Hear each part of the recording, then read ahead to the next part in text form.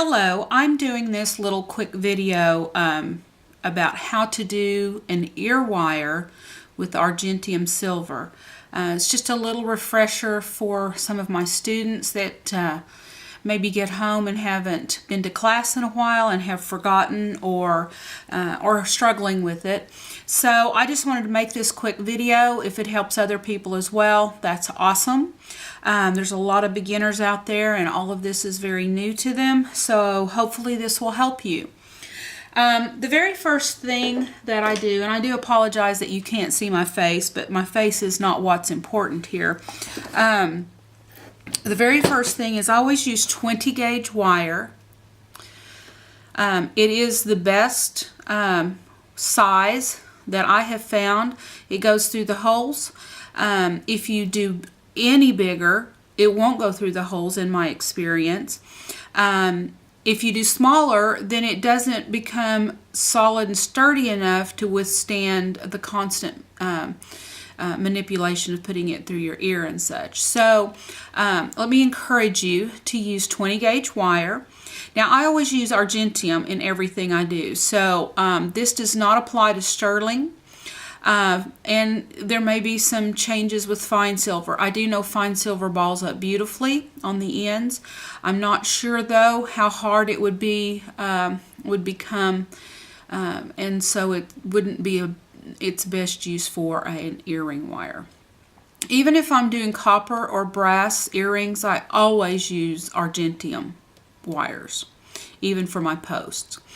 So first of all, I take the earring wire and I try to make it smooth. It usually is coiled up so it's a little round, but if you want a good even drop at the end or ball at the end of your wire, you're fighting gravity, so remember that gravity is going to pull it down. So if you've got your ear wire at an angle, your ball is going to ball up this way because gravity is pulling it down. So in order to get the most centered and the most even drop, you want your wire straight up and down so that you're using gravity to your benefit rather than fighting against it. Now I'm out of gas, so my well, I'm not out of gas for my Little Smith, so let's just use our Little Smith. My acetylene tank my husband has taken to go get refilled. So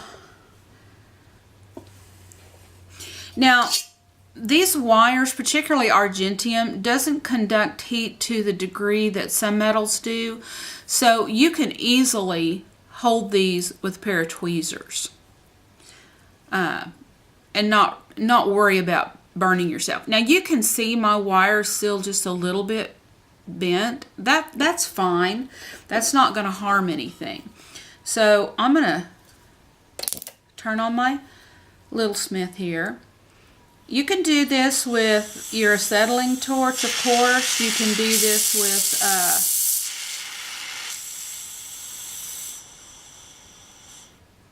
with your creme brulee torch. So it makes no difference, you know, which torch you use. Now, what I do is I angle my, I make, this is kind of like patting your head and rubbing your tummy. And I think that being concerned about so many things in the beginning may be just a tad of a challenge for a student doing the earrings at the first time. But I do see a lot of complaints that their ball is off-kiltered. So then they try to focus on the wire being straight up and down, and then they forget about how they're holding their torch. So the two things that I try to encourage students to do is make sure that your wire is straight up and down, but also, you know, I like to have my torch at an angle. I angle it up so that it's warming this part of the wire, and so it just climbs quickly and then you can pull it away. And it does happen quickly.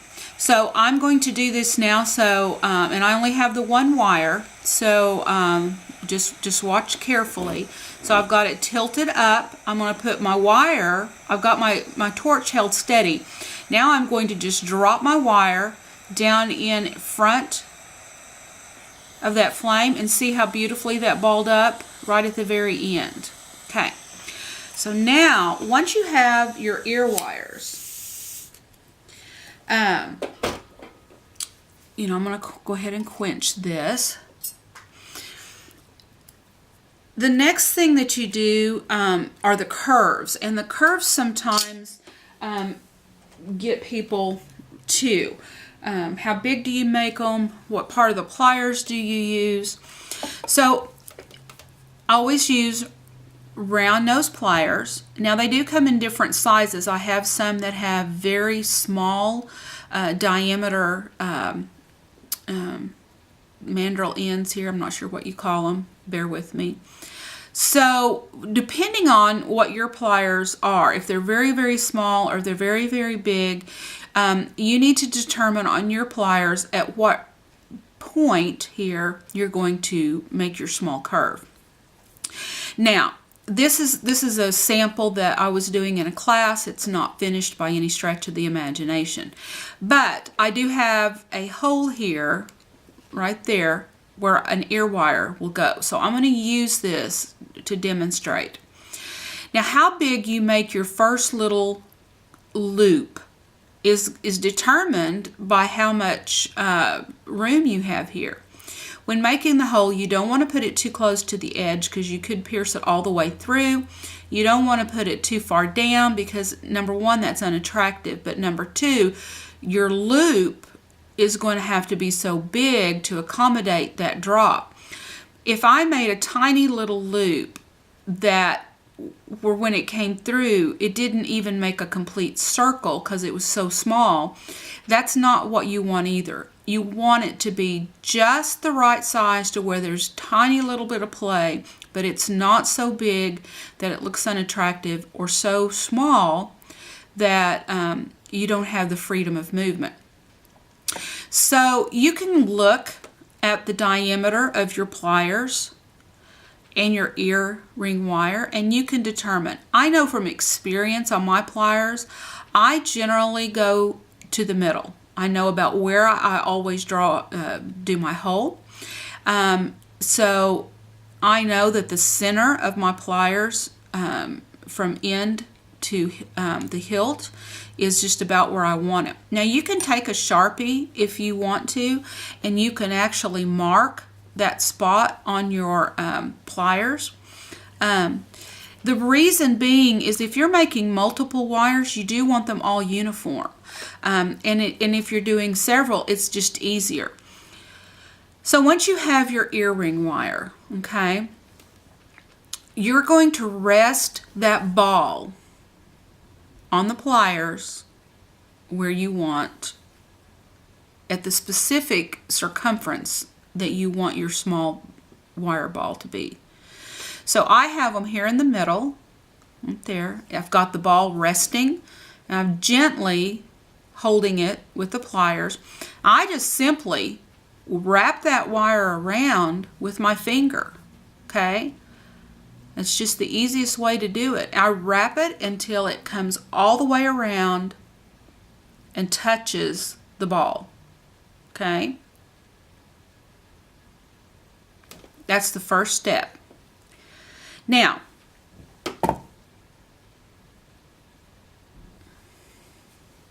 you can see here that once that's in there, there's going to be plenty of room for that to dangle. So let's go ahead and do that step. And I should have had my other pliers here. Here's a pair. Now, to open this little loop up in order to put your earring on, you just do it like a jump ring. So you take one side of the ring or the loop and you just twist it forward. Don't pull it apart. Twist it forward. Feed the wire in through the front of the earring. Okay, so see there it's dangling. Now you reverse the process. So you take the loop or the ring, just remember it's like a jump ring, move it right back to where it is touching.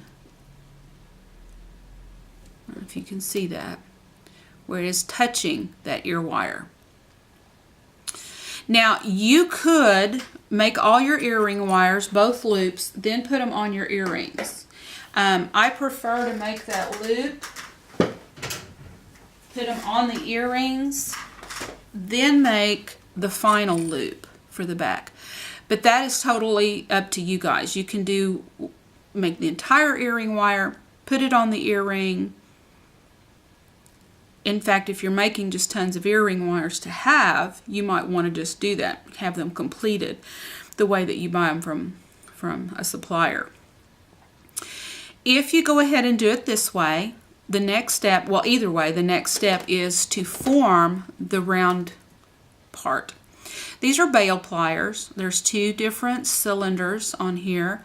I generally use the larger cylinder. Again, some of this is creative license, some of it is just function. So you decide if you want to use the large or the small barrel. Now, whichever barrel you want to use, you want it at the back side of the earring. Okay, so I'm going to use the large bail. So I have placed it, if you can see that, I have placed it at the back side of the earring.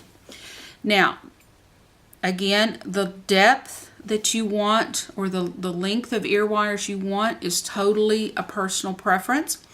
But for ease of simplicity, I am going to show you how I do it, an easy way to do it and make them uniform. I'm resting this on the ball, just opposite of what I did before. I had it up here, I rested it on there. Now I've pulled this wire up. The ball is acting as a stop. Okay. Again, I'm just holding it with the pliers, and I'm going to take my finger.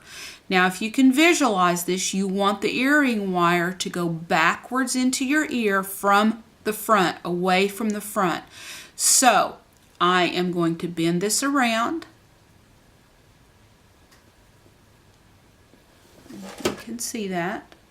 There's the front of the earring, and now the earring wire goes to the back.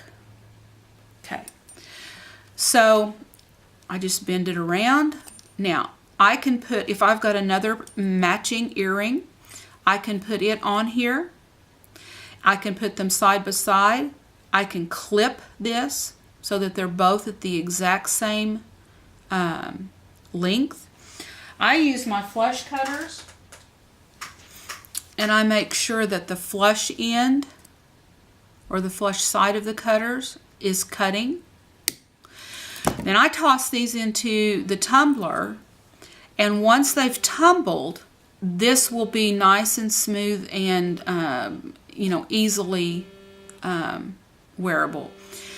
You can use a cup burr to grind that down, but I have found that if I use the flush cutters and I throw it in the tumbler doesn't work hard in everything, but I think the ear wires are small enough that it does, in my experience, work hard in the ear wires, and then it buffs this off so this is nice and smooth.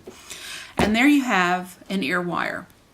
Now I used a 2.5 inch piece of wire.